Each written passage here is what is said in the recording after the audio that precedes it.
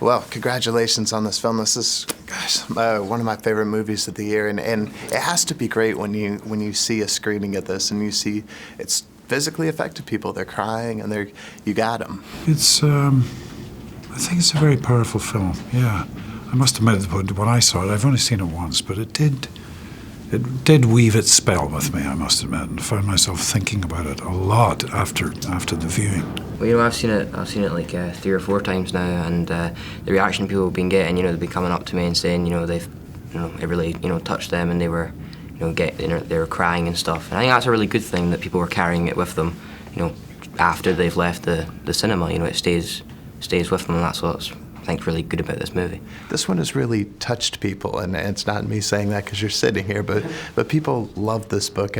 How does it feel to have people come up and just tell you just how much it means to them? I think the most powerful thing any story can do, if it works, is identification. You see yourself, or you see some of your experience in that, and that's kind of what people share with me, which is about the most touching thing that can happen. They say, I was this little kid, or I was this parent, or I saw this happen.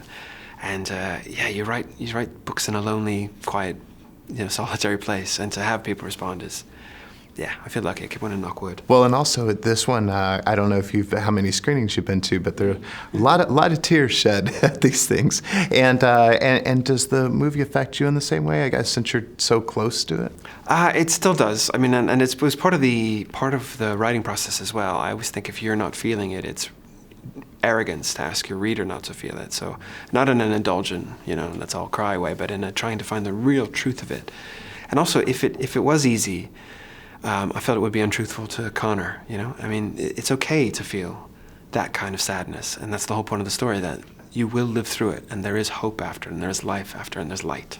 I know this has been touching a lot of people, and when you go in and see these screenings and see people crying, and you've got them, and it's got to be, well, not a nice feeling to see people crying, but to know that well, of course, I love myself to go to the movies and cry. It's a great experience. I think it's great to see the movie in a movie theater with the audience, because the atmosphere is so special, and it's not only about the crying. I think it's a movie that stays with the audience. It's a movie that keeps growing up in your mind when you leave the theater, and that's always an amazing experience. Yeah, well, obviously the lessons are built into this movie, but what is it that you want people to get out of this?